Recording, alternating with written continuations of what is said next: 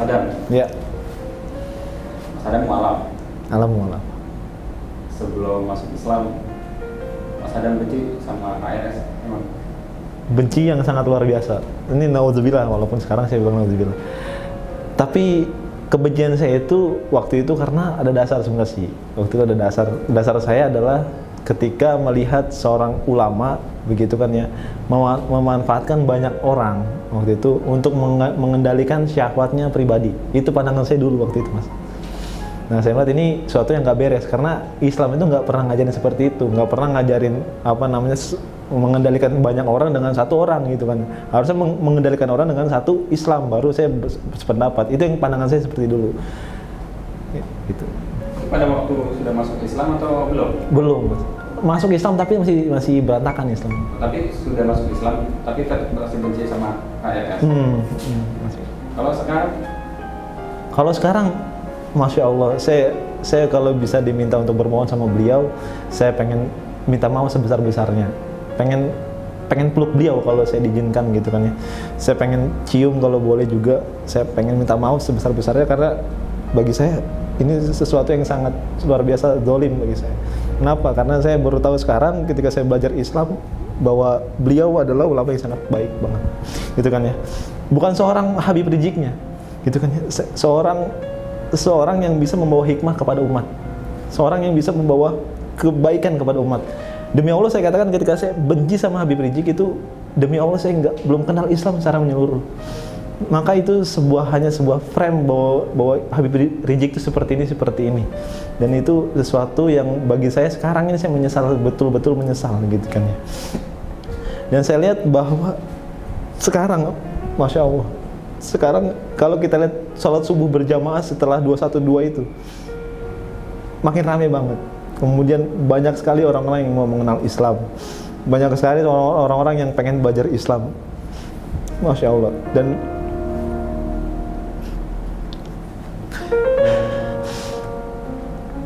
Dan banyak sekali orang yang berjuang untuk berkontribusi dalam Islam. Dan ini menurut saya sesuatu yang luar biasa, sesuatu yang di luar dugaan, sesuatu yang bahkan Masya Allah dahsyat luar biasa.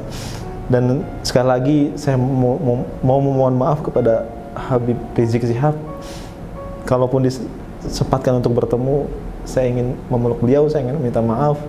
Saya sekarang sadar bahwa beliau adalah membawa perubahan untuk umat, insya Allah untuk kedepannya. Saya mencintai beliau karena Allah Subhanahu wa Ta'ala. Hal apa sih yang membuat antum itu merasa menyesal banget gitu ya, membenci Habib Rizik? Maksudnya menghinakan, memfitnah, atau mengolok-olok beliau kan? Sehingga antum itu sangat menyesal. Ya, misalnya dalam arti saya banyak sekali fitnah kepada beliau. Saya banyak sekali justifikasi kepada beliau gitu kan ya. Banyak sekali hal-hal yang saya tuduhkan kepada beliau gitu. Salah satunya adalah yang paling saya sosorkan adalah ketika saya bilang mana ada ulama bisa naik mobil mewah seperti itu dan seterusnya, mana ada ulama seperti itu, mana ada ulama begini-begini dan seterusnya, mana ada ulama yang punya kedudukan yang sangat luar biasa gitu kan ya. Harusnya ulama itu kerjanya tuh di rumah gitu kan ya, menasehati dan seterusnya. Nggak begitu, nggak frontal begitu, nggak merusak jalanan, nggak mengganggu kenyamanan orang lain. Itu fitnah-fitnah yang saya tuduhkan kepada beliau ketika saya masih membenci beliau gitu, Mas. Kalau misalkan antum diberi kesempatan dan Allah menghendaki antum bertemu dengan Habib Rizik, apa yang antum mau sampaikan? Saya pertama bersyukur sama Allah dan saya akan masih bersalawat kepada Rasulullah SAW. Saya berterima kasih jika emang betul-betul diizinkan ketemu beliau.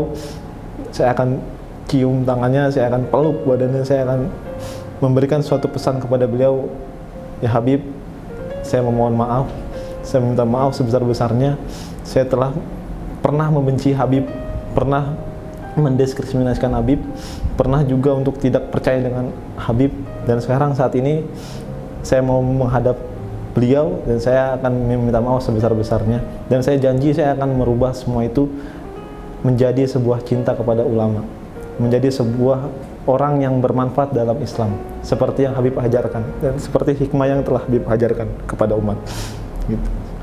Harapan antum dengan kedatangan Habib Rizik ke Indonesia, maksudnya pulang dari Mekah, Apa sih yang antum harapkan dari sosok Habib Rizik untuk persatuan umat Islam di Indonesia? Harapan besar saya Habib Rizik bisa mempersatukan umat untuk meniti satu tujuan, yaitu adalah perubahan peradaban. Karena saya melihat bahwa beliau ini pengaruhnya sangat besar, terkhusus kepada Indonesia yang kita cintai sama ini. Dan saya berharap sekali ketika Habib Rizik ini datang lagi ke Indonesia, umat semakin bersatu, umat semakin teguh, umat semakin menemukan jati dirinya sebagai muslim, bahwa dia punya sosok pelopor yang sangat luar biasa, dan kita punya kewajiban untuk memenuhi itu semua, dan kita punya tujuan yang harus sama dengan Habib Rizik Syihab gitu kan ya. Mudah-mudahan dengan kedatangan beliau kita semakin bersatu insya Allah dalam persatuan Islam. Pesan antum untuk yang orang yang belum tobat atau hijrah, masih seperti antum dulu, mengolok beliau, fitnah atau menjelek-jelekan beliau, pesan antum untuk mereka itu gimana? Pesan saya gini, Anda boleh menjadi penjahat, Anda terserah, Anda mau jahat, Anda mau mencuri, Anda mau apapun, Anda mau ahli maksiat dalam segala apapun, tapi tolong jangan satu-satunya yang antum jangan lakukan adalah jangan hina keturunan Rasulullah. Beliau itu keturunan Rasulullah, darah beliau mengalir darah Rasulullah SAW. Setiap hari kita bersalawat kepada Rasulullah. Bagaimana mungkin ketika kita bersalawat kepada beliau SAW, kita menghina cucu daripada Rasulullah SAW.